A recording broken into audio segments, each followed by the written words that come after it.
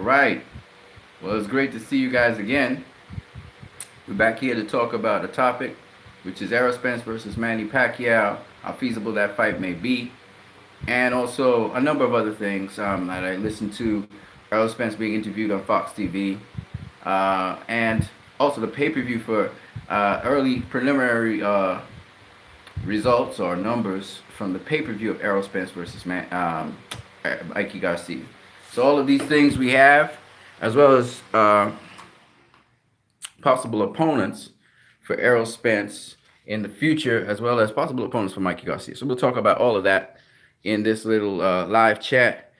It's good to see you guys here. I'm just inside the house. I've been in the house for quite a while though, but I hope you guys are enjoying your day.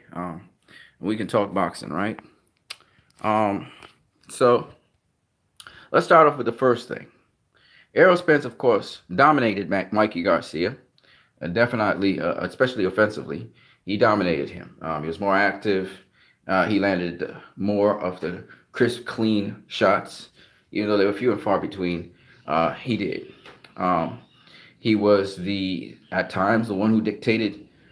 He was the aggressor, the effective aggressor at times, and at other times he wasn't. Now, I showed you guys, if you guys haven't seen it on my channel yet, you should go and check out some of the clips that I had on my channel showing what Mikey Garcia did, what Errol Spence did.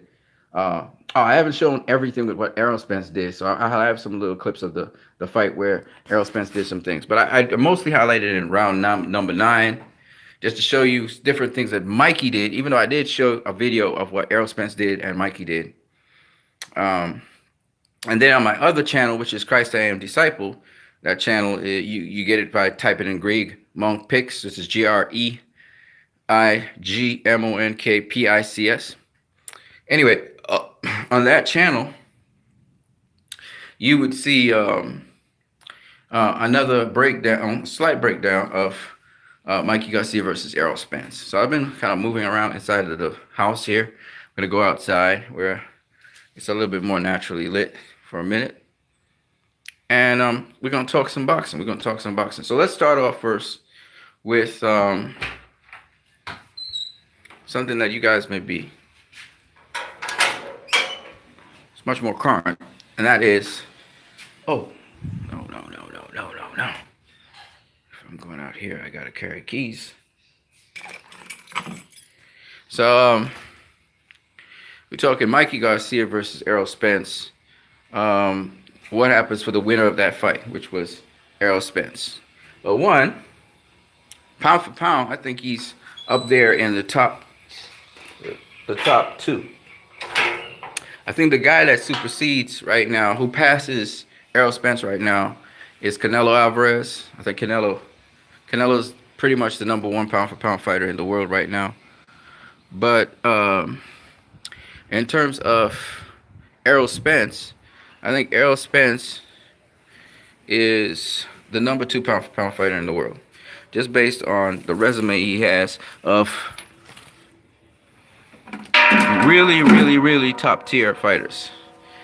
Now, Terrence Crawford, I give him a lot of props, but I gotta say, he hasn't fought really, really top tier fighters.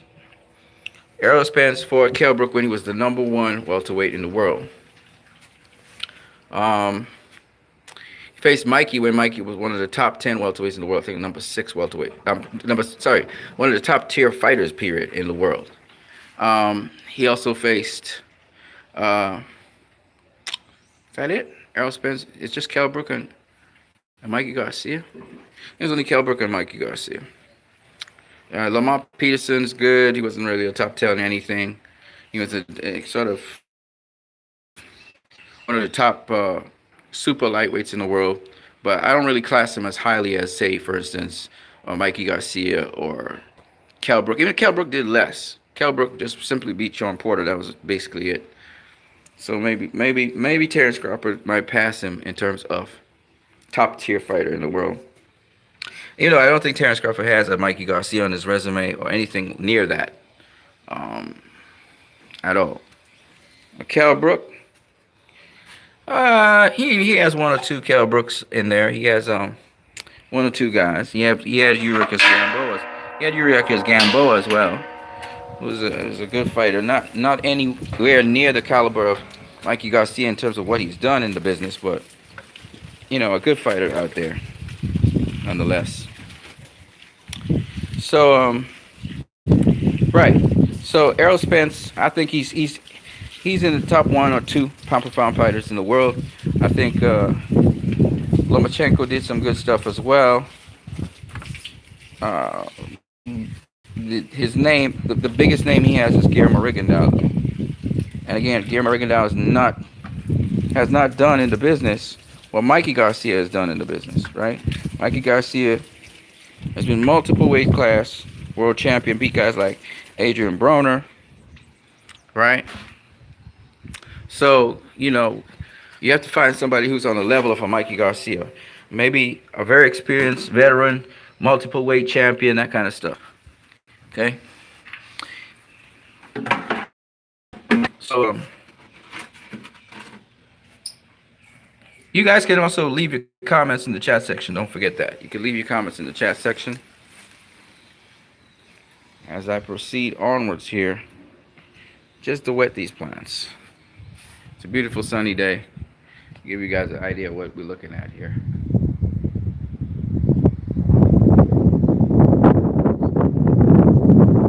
A little windy out here. Yep. Anyways, so Errol Spence. This is what I wanted to say. The future for Errol Spence. So Errol Spence called out Manny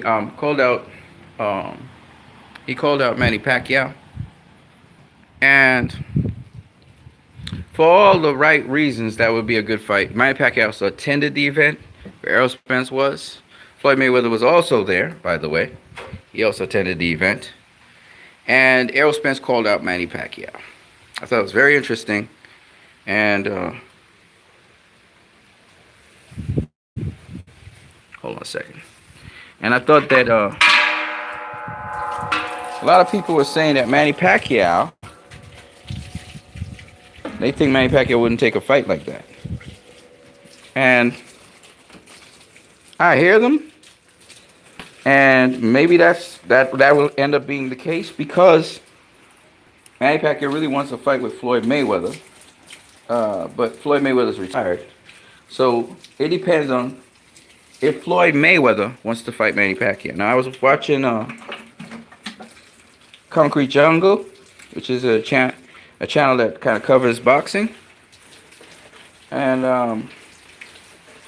the guy there was claiming that people who work in Mayweather's camp, or at least people associated with Floyd Mayweather in some way, shape, or form, was saying that, Floyd is trying to make that fight with Pacquiao. Lose a fight. He looked good against Broner, and that was supposed to set up a fight with Floyd Mayweather. Remember, if you do remember, Floyd said that he wanted to fight Pacquiao. He's talking about fighting Pacquiao way back in December of last year. I don't know if you guys remember that. Or was it November? I think it was November of last year. So, in many respects, I gotta be careful what I'm doing with Wi-Fi. In many respects, okay. In many respects, Manny Pacquiao, might get his fight with Floyd Mayweather, but they wouldn't want it to happen in such a way that what happens is Errol Spence goes fights Pacquiao. Pacquiao loses to Errol Spence. Then that mega fight with Floyd Mayweather, all of a sudden, it loses its luster, kind of like with Zav Judah versus Mayweather. Or Carlos Baldomir spoiled the party. So, Pacquiao's 40, Floyd's 42. So, there was that rumor that circulated through Concrete Jungle saying that, maybe, Manny Pacquiao may not face Errol Spence Jr. So we see Sean Porter in the interview on Fox talking about trying to get a fight with Errol Spence Jr. Porter's been asking him to get that fight. So now Porter's eager to. Now Porter was also down there in the event. I didn't hear anything about Keith Thurman being in the event, but Porter definitely in the event. So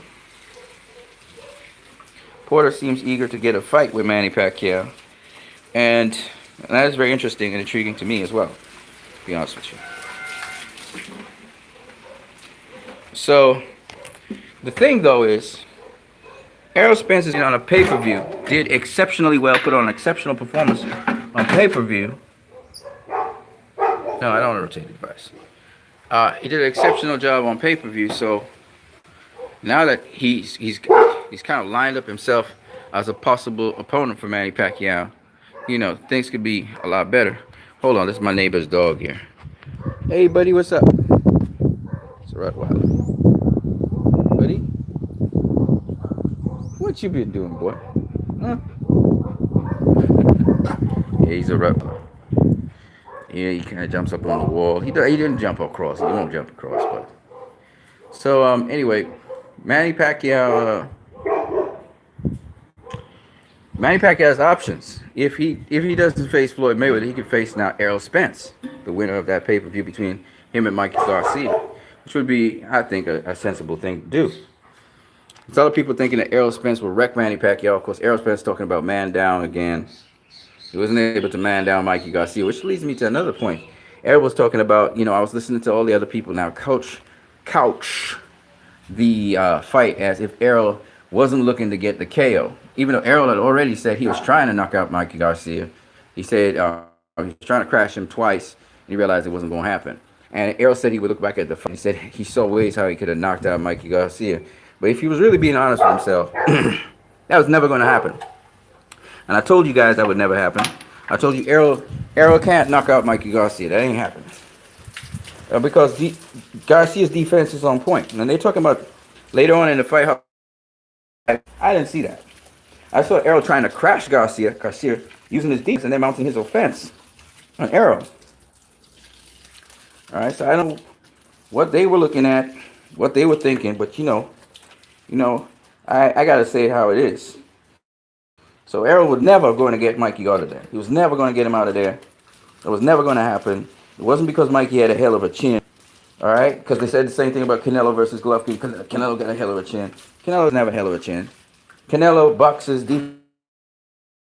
And even Errol Spence, he knows what really happened. And he knows that Mikey knows how to roll punches and ride punches and catch punches a certain way.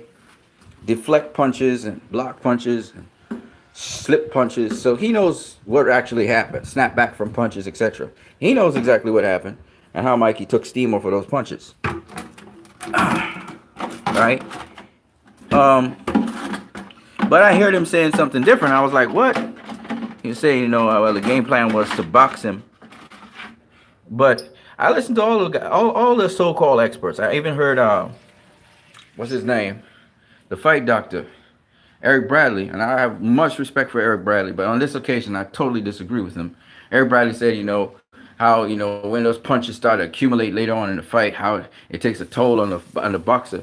Well, it didn't seem to take a toll on Mikey like he thought it would have been, because Mikey got more offensively minded and actually started working on the inside. Now, Errol obviously is an expert on the inside, and there were some things that Errol was doing. I already told you.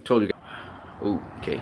I did one clip where Errol was, doing a hell of a job against Mikey, but Mikey was equal to the task.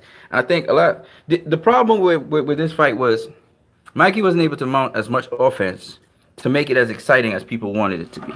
He had the defense, but he was still falling short with his offense, which is unlike Mikey. Mikey is not a guy he's usually a very accurate fighter.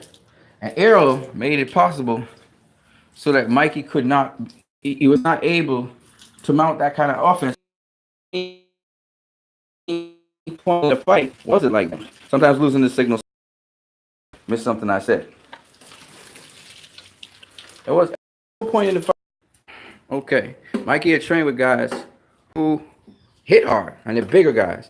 And Mikey had always trained with bigger guys. So there was never the problem Mikey had was nothing to do with defense. All right, Mikey was hanging in there with Errol easy. Defensively. Offensively was a different story.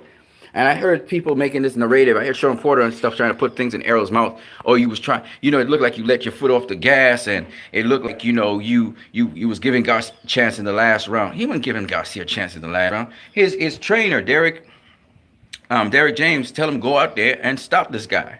He could not do it. He tried, but he couldn't do it. And what happened instead was Mikey was walking him down. Mikey was walking him down. It was like Floyd versus Conor McGregor. Boom, boom, boom. Catch it, catch it, catch it. And he walking to you. Walking to you. You know, see the smaller guy walk down a big guy like that? It's great. Errol was a shock because he thought he would get him out of there. In fact, I have clips where Mikey actually pushed Errol out of the corner. Errol cornered him, threw a couple shots. He landed the 2 jabs. Everything else he missed. And Mikey caught. He caught some of the punches that Errol threw. And then after that was done, Mikey used the shoulder, just like a la Floyd Mayweather, and pushed Errol back because he had the lower ground. When you have the lower center, you can move the bigger guy. That's how football is done. That's how you tackle guys and take them down. And it's the same thing Mikey was doing with Errol. So size had nothing to do with this fight. You see, Mikey, y'all don't understand, man. Mikey's a different kind of fighter, man. He's a different breed. That's why I tell you, I really appreciate the guy. I appreciate him. And he was supposedly the smaller guy coming into that fight.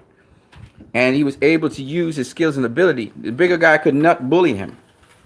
What Errol had to do was outbox him. And that's what he did. He outboxed him.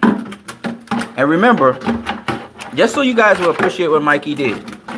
Mikey had no physical advantages over Errol in terms of size. Errol had the rebound. Errol had the height. Errol supposedly had the power. Remember, Errol was supposed to be the one with the power, right? Like Gennady Golovkin versus Canelo. And Errol was supposed to have, the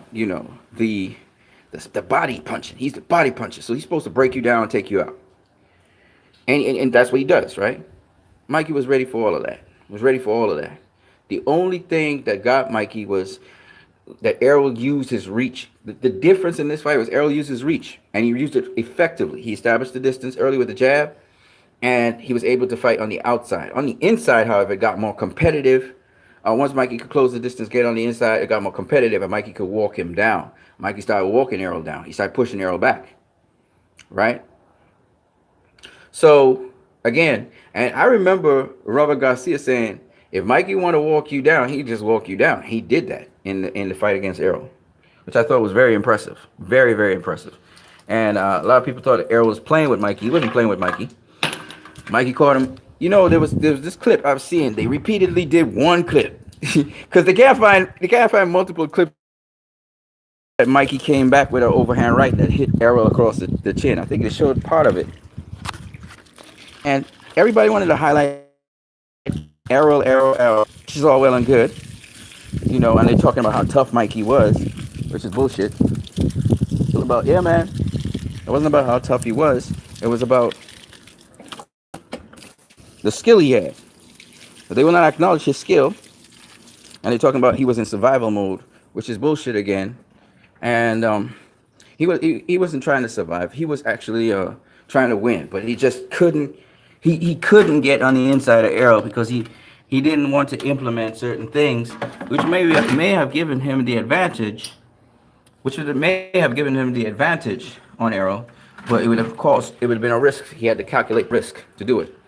So what a lot of people realized is Mikey had to press the action some more, and he had to actually dog Errol, get to the inside of him, like he was doing in the later rounds. In the later rounds, he started doing that. It cost him in round 11 a little bit when he got that body punch and he had to recoup from it. But he did pretty good. And then he came back in the end of the 11th to again storm back on Errol. And why I gave him the 12th, and I even gave him the 10th, even the 10th looked more like Errol was winning. The 10th, he pushed Errol back. The 9th, at the end of the 9th, he pushed Errol back. In the 11th, he pushed Errol back. But the 10th, particularly, he landed the better punches. He didn't land more. Errol landed more. He landed the better punches in round 10. And round 12, I gave him because he was pushing Errol back and really pressing the action hard on Errol. Until about the final, I think it was the final 10 to 15 seconds of the round, Errol came back, and then Mikey came back and landed a body punch. All right? So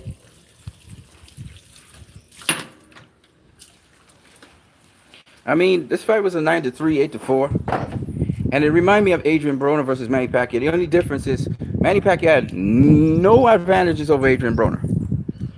All right, he had no reach advantage, none of that. Adrian Broner, but it was a similar kind of fighter. And Manny Pacquiao is a much busier fighter. And once you let Manny Pacquiao establish himself early, that's why I talk about being first. They allowed Manny Pacquiao to establish himself early, and so because of that, once you let a fighter get into their rhythm early, you're not being first and disrupting their rhythm. They will now fall into the rhythm they like, and then they'll take you out. But Errol was very sharp from the beginning. That's why we talk about being first. He was very sharp from the beginning, and so you got to give him his props on that. The only thing was he was sharp, but he was too tense at first, and he was forcing the action. He was pushing it too much, and they wanted him to slow down a bit and relax. Even though Derek James was saying too slow, but too slow because he was too tense, so he could move a little faster. So in round two, he wasn't quite in the flow, and then they wanted him to jab a certain way on Mikey. Yeah. All right, got all the plants on this side. So these are the plants here, all the palms on the side of the house. Yeah, so anyways, that was the fight. So when we look at Errol's chances against Manny Pacquiao, they're pretty good because he put himself in a position of pay-per-view. And the pay-per-view did pretty well. I heard it's around about 400,000 pay-per-view buys. Plus, remember, it had a record gate of 48,000, something like that. Manny Pacquiao has the record of 51,000, something like that. So, of course, Errol is looking at the business side of things as well. And that... sorry about that. But that Errol, I look at Errol and Errol's business side of things. And if it was me, I would go for Manny Pacquiao as well. I would want to have Manny Pacquiao on my resume, especially if I think I can get a W off of him. Now I hear a lot of people saying that Manny Pacquiao would get knocked out by Errol, and I was watching a channel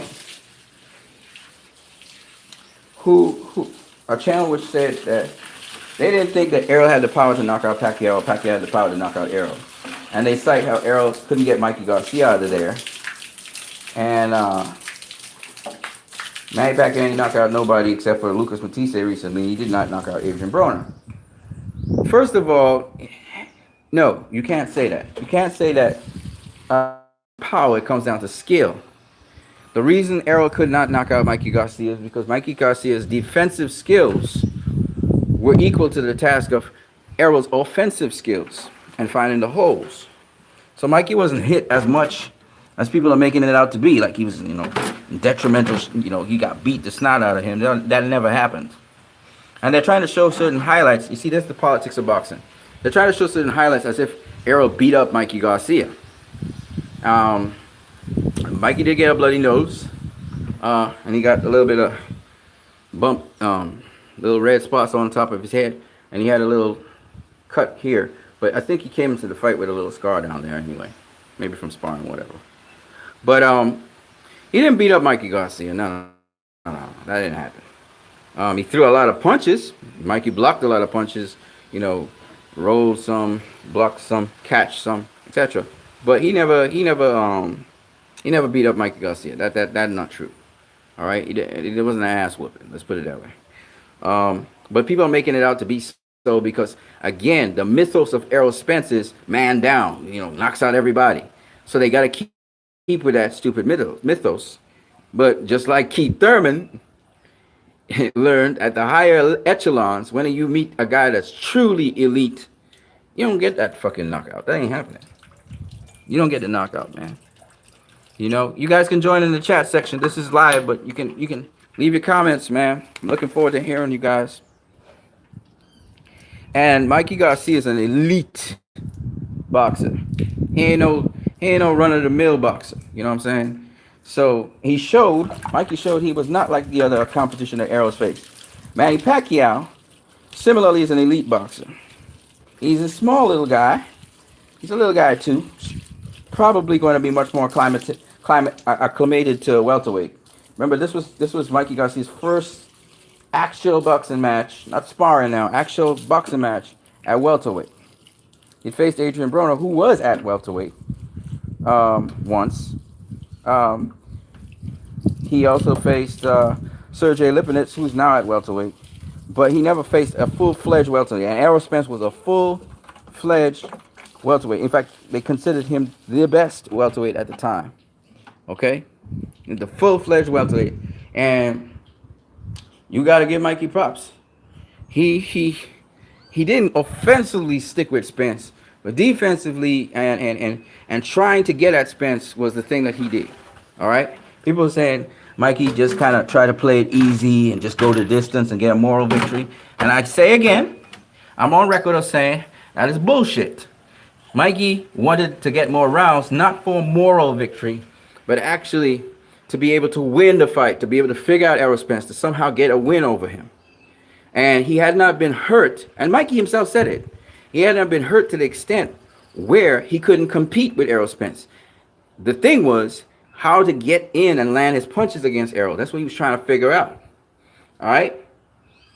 And that's why I said Coach Eric Bradley, and I could show you footage of the fight and show you why I say what I say. Because what Mikey was doing showed that he wasn't trying to survive, as many people were saying. You know, because a lot of the shots were blocked. Now, you gotta, if you're busy blocking shots and you can't catch and shoot because the guy's throwing too many combinations, you gotta wait till the guy's finished throwing his stuff and pot shot him. If you look at Mayweather versus Pacquiao, Pacquiao throws a whole bunch of combinations. Mayweather's doing his defense. As soon as Manny Pacquiao's finished, he drops his offense. And the same thing Mikey was doing. The only difference is Mayweather was longer than Pacquiao. So when you are shorter and have a shorter reach than another guy, you got to get in there. You got to be aggressive. You got to be quick. You got to be sharp. You still may be pot shotting, but you got to get in there and land 1 or 2 shots in on that guy. You can't just do the simple stuff, and you got to follow through really rapidly. And that's what Mikey, when he jumped on Errol Spence, got a shot that was 2 on him. He was supposed to jump on him again, and I think Joe Goosen was right about that. You know, you got to be like a Canelo or Aaron Pryor. You got to be aggressive on that. You can't just be strategic only. And I think that's where Mikey fell short. Anyway, yeah, so Errol Spence might be able to get Manny Pacquiao, which would be dope. So I hope it's a learning. I hope it's a learning moment for Mikey Garcia. I think that if Sean Porter is ready to have a piece at him, and Sean Porter is an inside fighter, he'll try and get on the inside of Errol Spence. He got about the similar dimensions to Mikey Garcia. Mikey's a little bit shorter than him. I think Mikey's like 5'6", 5'5". Pacquiao's like 5'4". So Pacquiao's even shorter than Mikey Garcia. So yeah, anyway. I think that Errol Spence does not knock out Manny Pacquiao. I agree with everybody else. I think Errol, for all the stuff that Errol does, he's still inexperienced, I'm realizing, in certain areas. Like he himself said he was trying to get Manny Pacquiao out of there. He said he tried to get him out in the 9th. He tried to get him out of there in the 4th. He tried to get him out of there in the he tried to get him out of there in the 11th. He tried. He ain't gonna get him out of there. And if he's being honest, there's one thing Floyd says. Floyd says, this fighter is a tough competitor. If Errol Spence was being honest with himself, even though he outclassed Mikey, well, not outclassed, but dominated him, right, offensively.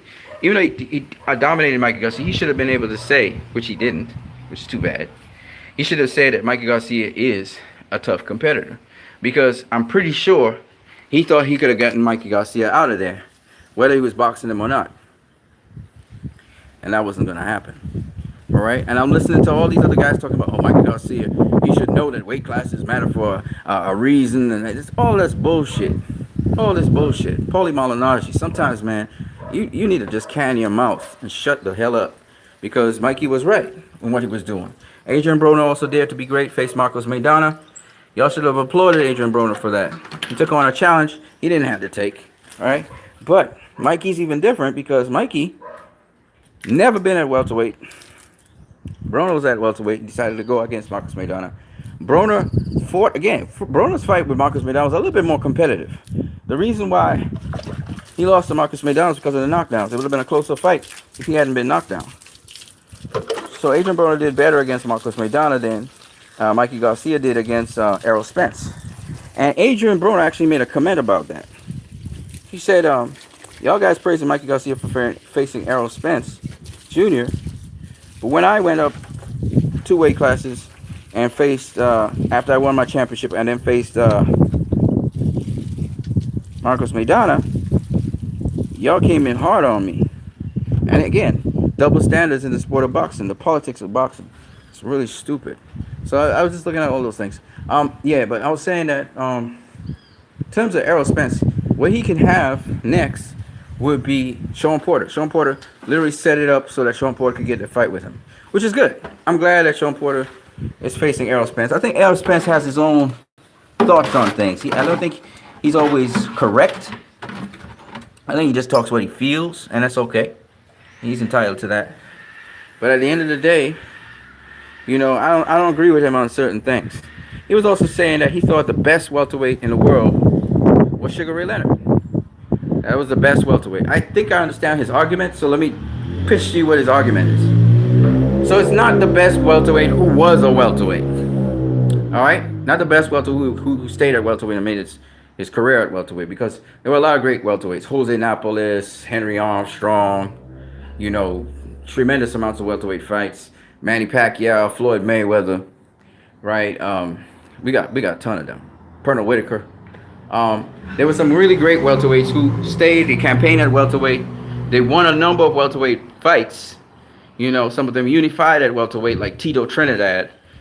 These are remarkable welterweights. I think because Sugar Ray Leonard he didn't stay at welterweight very long after he became world champion. People don't know this, but I think if Sugar Ray Leonard had 5 welterweight fights, championship fights at welterweight, that would have been a lot. I don't think he even had that much, right? And I'm talking about championship welterweight fights. I think at most he had 4, and that was it. I think his career at welterweight was over after that.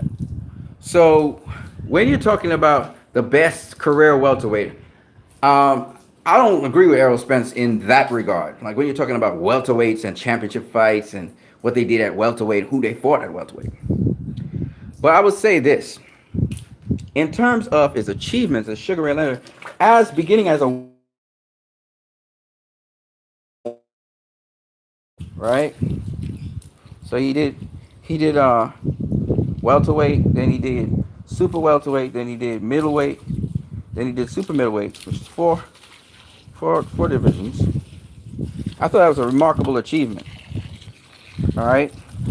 But if you're putting it in that context, if you're talking about it in that context, then you gotta say to yourself, well, then Floyd Mayweather is the best welterweight, or Henry Armstrong is the best welterweight, because Floyd Mayweather came up from super featherweight and moved up 5 divisions, which is one more than Sugar Ray Leonard.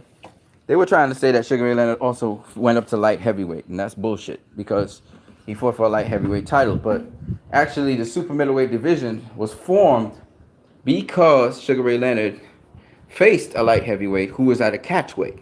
So that catchweight division was the 4th division, but they added on light heavyweight as if that was. But super middleweight actually was formed as a result of Sugar Ray Leonard. So they formed a division because of Sugar Ray Leonard. That's how much baloney we have in life and politics and boxing. And anyway, people talk about, oh, he couldn't make the weight and blah, blah. And I was like, shut the fuck up about that. So anyways, but Sugar Ray Leonard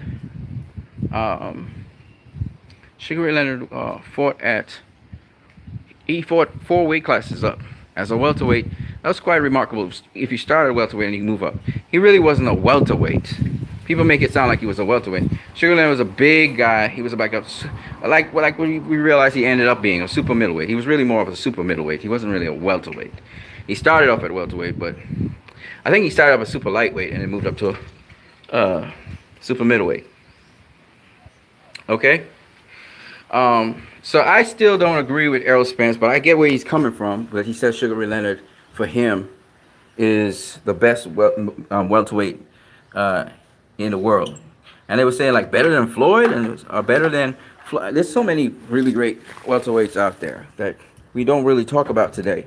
But if you ask me who's the best welterweight of all time, welterweight, and that includes accomplishments and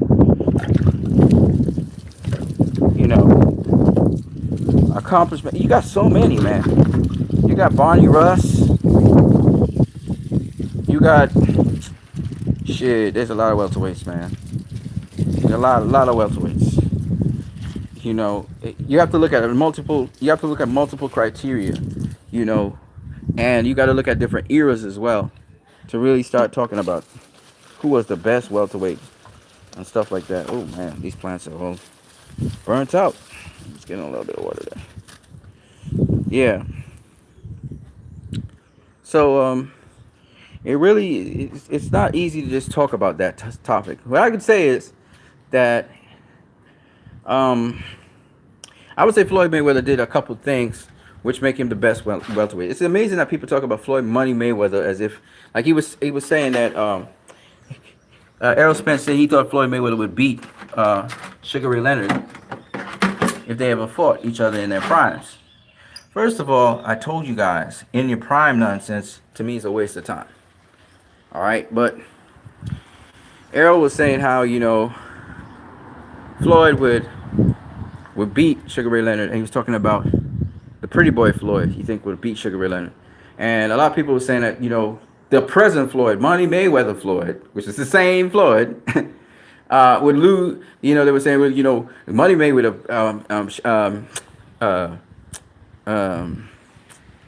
Pretty Boy Floyd would have beaten Sugar Ray Leonard. He was a bad boy, but Pretty Boy Floyd, if people do remember,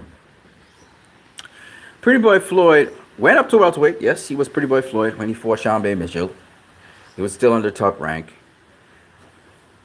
He was Pretty Boy Floyd when he beat Carlos Baldomero, when he beat Zab Judah. But he became Money Mayweather when he faced Oscar De La Hoya. Now, I want to make it abundantly clear that I believe Money Mayweather is better than Pretty Boy Floyd. And I'll tell you two reasons why. Because Money Mayweather hurt his hands, he had to be economical in how he threw his punches.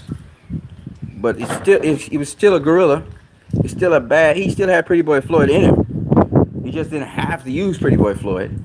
And so he used other, you know, Floyd was boring and blah. I don't even care about all that. I don't see Sugar Ray Leonard beating Floyd because Floyd would know he had to use a certain strategy to face Leonard. Look at when Floyd faced Cotto, for example. That was a different Floyd to the Floyd we saw fight Robert Errol. All right? It was a different Floyd to the Floyd we saw fight Canelo. So, what I'm saying is Floyd adapts his style to whoever he's facing. People say Leonard has some of the similar attributes to Floyd. But I tell people all the time that Floyd got a lot more to his game than Leonard even dreamed of having in his game. First of all, Leonard's defense, I always say this over and over, Leonard's defense is not the modern defense we have today with inbuilt defense. So, for instance, if you look at what Errol Spence does, his defense is more like the modern day defense. And when I say modern day defense, Buddy McGirt has what most other fighters patent after the modern day defense, where you have inbuilt defense in there. I did this in a video once on the evolution of boxing. And I was looking at Saul Mbe and how he went through different generations and how different generations of fighters faced him and fought him. And you see the evolution of how, you know, the slick boxer style evolved. So, boxing's a lot different to Leonard's time. Yeah, it was excitement. Leonard brought excitement to the table and show business and that kind of shit. But at the end of the day, I had Manny Pacquiao beating Sugar Ray Leonard. That was a good boxer and all that. But if he couldn't even face, he never faced Aaron Pryor. And I guarantee you, Aaron Pryor would have given him the fits. He'll give him the fits. Alright? And Leonard was a kind of boxer, because he had been beaten by Duran. If you're a volume puncher on Leonard, I saw Leonard have difficulty with a number of people in his career. That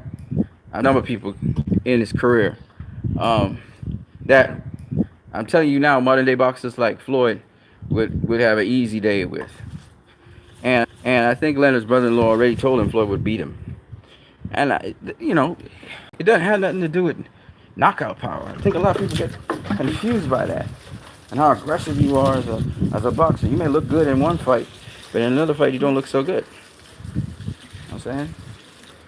So I think a lot of people have misconceptions about boxing, and that's the problem, you know. Okay, I'm waiting. That's the problem, you know. Okay, I'm waiting the plans. Let's see if I can get this done. You know. So, anyways, that's what Errol Spence said. He thought that he thought that he thought Sugar Ray Leonard was the best welterweight he knew, and that's his opinion. It's a fair game. I'm not mad at it, but he's thinking Pretty Boy Floyd would beat Sugar Ray Leonard, and I'm not saying he wouldn't. I think Pretty Boy Floyd would have a tougher time against Sugar Ray Leonard than Money Mayweather. Any day, anytime. Any day, anytime. Because Money May got all that skills that Pretty Boy Floyd have and some. You know, I have Money May beating Pretty Boy Floyd hands down. If Pretty Boy Floyd came up against Money May dust him. You know, because Pretty Boy Floyd didn't have the experience that Money May had. As Pretty Boy Floyd learned more, he became Money May. See? So I disagree with the opinions of people that only Pretty Boy Floyd would beat Sugar Ray Leonard. I think a lot of people always looking at the excitement level. You know, I don't know what they mean by offense, because Floyd has offense. It's just pinpoint offense. It's everything he did because he didn't have the hands. He had to preserve his hands in fights.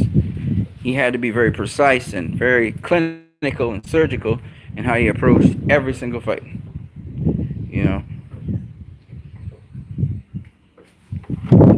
Yeah, but I just wanted to share this stuff with you guys in boxing. Now, what about Mikey Garcia? So I'm pretty sure Keith Thurman is not in the equation at all. Keith Thurman is not even talking about the equation with Errol Spence Jr. And Errol Spence really feels Keith Thurman is ducking him, and I could kind of see that in a way. Keith Thurman doesn't seem eager to face Errol Spence at all. You know, I find that sad.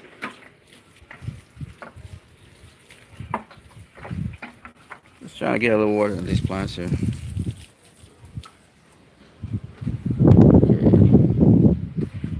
Yeah, so yeah, I was saying that I think that Keith Thurman is out of the equation. Sean Porter definitely looks like he wants to put himself in the equation. I'm so happy for Sean if he can get that fight with Errol Spence. The only thing is, it won't be I don't know if it'll be a pay-per-view. It'd be nice if it could be a pay-per-view, because Errol Spence kind of cut into the pay-per-view market. Maybe they have it in Dallas again. You know, but honestly, the fight Errol should be looking for, and it's a good fight, is against Pacquiao. That's a no-brainer. He should be going for the Pacquiao fight. He shouldn't be looking at. He should be the next pay-per-view star. That means he should be looking at only pay-per-view fights from here on in, if possible. Not non-pay-per-view fights. And a fight with Pacquiao would be good. To win the fight, I don't favor Pacquiao to get knocked out or stopped. I expect Pacquiao to hurt Errol Spence at some point in the fight. Even though Errol Spence's defense is pretty much on point, I know Pacquiao will get to him and will land something of note. So I would love to see that fight. Errol ain't stopping Pacquiao, but I can see him outboxing Pacquiao. The way how he uses length and reach, I think, is the key. Of course, again, it's about being first. If Errol doesn't establish that jab early and Pacquiao gets into his stride, like he did against Adrian Broner, it's going to be a tough night for Errol, because Pacquiao's not going to stop. But I see Errol having the skills and the ability to be able to deal with a Pacquiao. Even though I noticed he doesn't really check hook his opponents. He more breaks you down, get access. He would go southpaw sometimes, fit back to orthodox and stuff like that. So, yeah.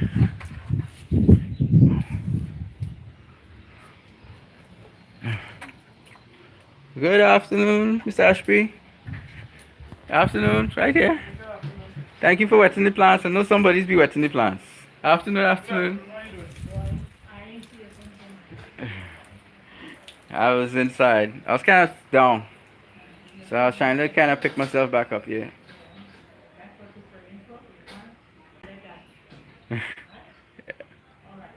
Have a blessed day.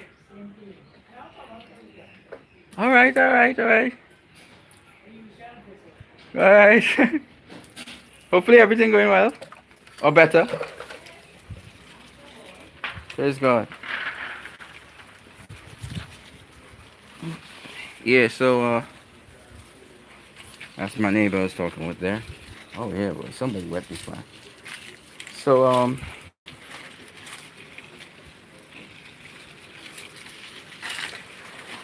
so basically Mikey Garcia, what's his options? Well, Vasily Lomachenko, who's talking for himself, but I don't know, what Bob Arum has in mind. I'm not really a big fan of Bob Arum, but it is what it is. I listen to a lot of people talk about they're being politically correct and talking about, how Bob Arum, they want to say, Leonard Ellaby was saying that, he won't say nothing bad about Bob Arum and stuff. I don't have a problem saying something bad about Bob Arum. He's a poison to the sport. You know, he constantly throws jabs at boxers and opponents. And people say, well, the jabs will help to make the fight. No, you don't have to be like that. And he's supposed to be this light in boxing. He's supposed to be this bright, shining light. Don King was the villain and all that. Bob Arum is a plague on boxing. All right? And that's just my opinion. You don't have to believe it. I wish he wasn't in the equation so we could get Lomachenko versus Mikey Garcia. I would love to see that fight. And Lomachenko's like, oh, all you have to do is come down to lightweight. No, Lomachenko knows very, very well. That's not all Mikey Garcia needs to do. And so when Peter,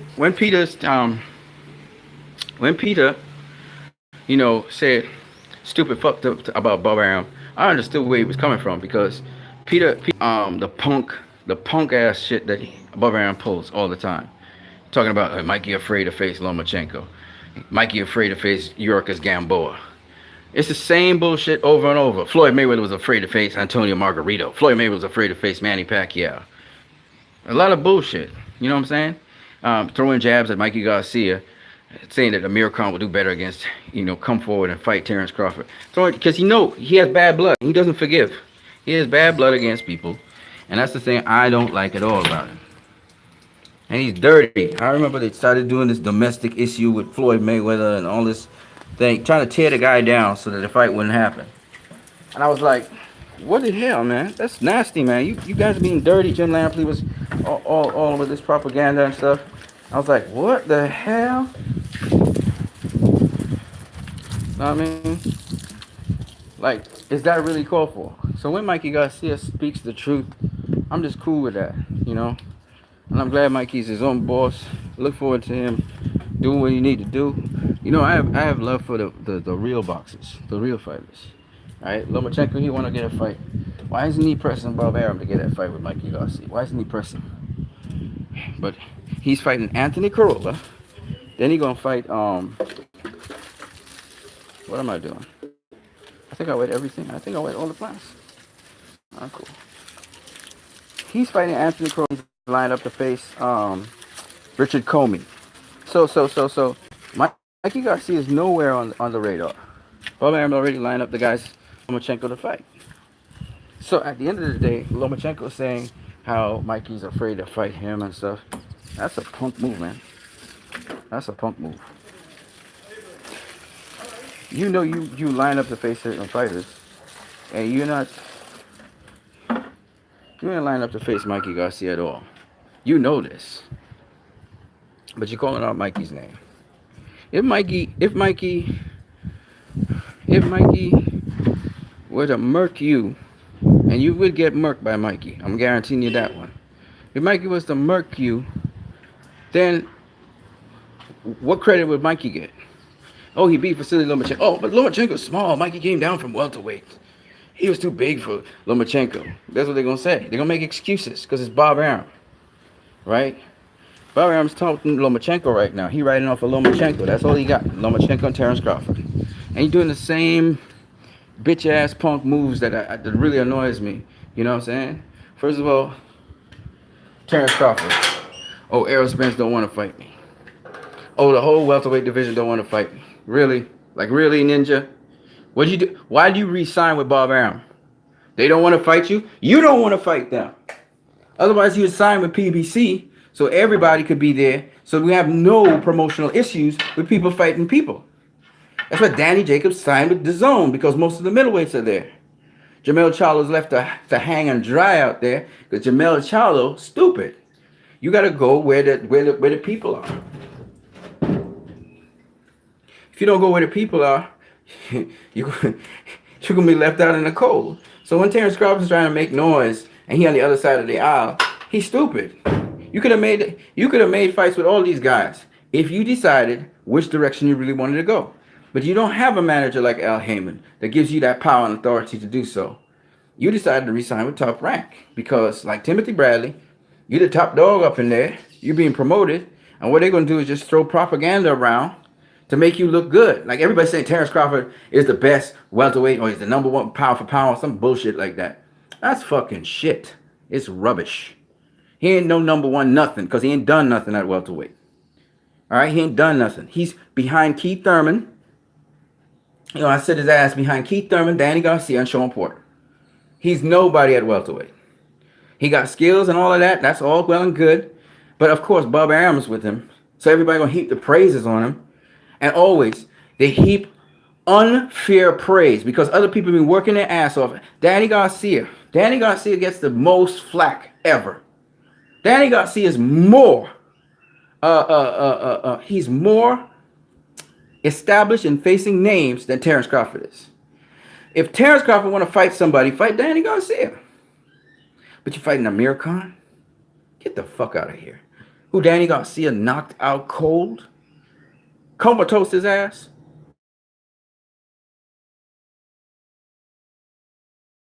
King knockout. He's going to look good. And everybody going to say, oh, he faced Amir Khan. He faced Amir Khan. So what? Amir Khan's been knocked out how many times? Right? Of which Danny Garcia knocked his ass out. If Terrence Crawford want to face somebody, face Danny Garcia. Y'all have an amateur background. Y'all have a history. Face each other then. Let's see how good Terrence is. Let's see if you can get by Danny. Let's see if you can get by Danny Garcia. That's your challenge. I'm going to jump up to Errol Spence. Motherfucker, you got to climb the mountain. You're the lowest part of the mountain. You're the least experienced. You got some dogs to go through before you can face Errol. Or let Errol. You want Errol to do the cleanup? He'll do the cleanup for you. So you could become undisputed welterweight champion. That's what you want. I mean, you know, Terrence Crawford's good. Very good. We're not saying no. Top Rank gets some really good fighters. But he ain't been tested at welterweight. All the fights, Errol Spence going to face Amir Khan. The average person's going to say, Amir Khan going to get stopped. So, like, what was the point of facing Amir Khan? You face a name? Yeah, but Amir Khan's going to get stopped. We all know this already. Before I go on conclusion, Amir Khan could have faced Kell Brook and get stopped as well. But he chose, I'm going to pick that more high-profile guy. Terrence Crawford on the up and up. Amir Khan saying, there's a possibility I can beat Terrence Crawford in this fight. No, there's no possibility. You're a front runner. You're going to get stopped. You're going to get stopped again. You've been stopped so many times. You've been punch drunk so many times by lesser fighters. Carlos Molina had you punch drunk. What's that kid's name? Who Sean Porter faced. I forgot his name. He got you punch drunk too. So stop with the bullshit. You're the punch drunk king. You get slept. That's what you do. You go into the ring to get slept. Everybody knows what's going to happen. That's nothing special. You get Terrence Crawford knocks out Amir Khan. That's something special. That's nothing special there. He ain't no Mikey Garcia. You want to face somebody, you should have faced Mikey Garcia. Oh, Mikey Garcia didn't want to face me. Yeah, right. Right. The bullshit that goes on in boxing. All right? Yeah, Terrence Crawford could fight Southpaw Orthodox. That's cool. That's all right. That don't mean shit. All right? Because Javante Davis knocked the fuck out of that Puerto Rican fighter who could shift stance too. Pedraza knocked him out. And Pedraza was doing some things in some rounds with Javante. And Javante started watching him, and timed his ass, and knocked him the spark out. I'm not saying Terrence Crawford is a Pedraza. I'm just saying Terrence Crawford's skill and all of that. But there's some things he does in that ring where you can catch him, and catch him hard, or rock his ass. I've seen it already, right? So I don't like when you overhype a fighter because it's playing political games. Fucking hyped up Triple G. Everybody said Triple G won that fight. Triple G won that fight. Bullshit, I call it. Bullshit. And I can call it round by round. The first fight I'm talking about, not even the second. The first fight is bullshit y'all talking. Sergey Kovalev beat Andre Ward. Bullshit. Bullshit.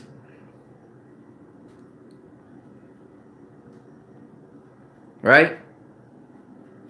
Now recently they're saying that Errol Spence, he wasn't really trying to knock out Danny Garcia. Bullshit. He was trying to knock him out. He was trying to get him out of there. His title is man down. Bullshit. Mikey Garcia was fighting for his life. You know, he went into survival mode. Bullshit. He's walking him down. He wasn't trying to survive no more. He was trying to get the stoppage. He was trying to get a win. Okay? So don't come with that shit. Don't come with that shit. Don't come with your propaganda bullshit. Alright? Errol Spence was feeling sorry for Mikey. Bullshit. He ain't sorry for Manny Pacquiao. He just said in Fox, no, I'm coming to knock his ass out. Doesn't mean he gonna knock Pacquiao's ass out. You know, everybody feels that what Marquez did is doable. Everybody can just knock out Pacquiao. Pacquiao learned from that fight. He fights more cautious, safer, smarter. So anybody telling you that, oh, you know, Pacquiao will get stopped by this dude, Pacquiao be laughing, saying, y'all underestimate my boxing skill. Y'all underestimate my boxing skill. Yeah, I get caught with the straight right. I do. But y'all underestimating my boxing skill. Besides that, there will be no straight right for Pacquiao to have to collect. A jab maybe, but not a straight right. And a jab comes at a different angle to a right hand from the orthodox stance. You see? There's two southpaws will be in the ring. See, people, you know, it's just what is what it is. It is what it is. You know, I started back doing a little bit more boxing, trying to work on my fitness. Started doing my ab work, trying to get back into it. But man, it's fucking chess, not checkers, folks. Anyway, guys, I see somebody was watching my video all the way through. Nobody left any comments in the chat section. Probably you guys are out working, whatever. Deuces to you guys. I'm trying to stop cursing, but it ain't happening. We'll see what happens as we move along. If you guys have any more comments, leave the comments in the comment section. Mr. Mike Alvarado, Mr. Troll, stop doing that, will you? Stop trolling. All right, peace. Deuces. I'm gone.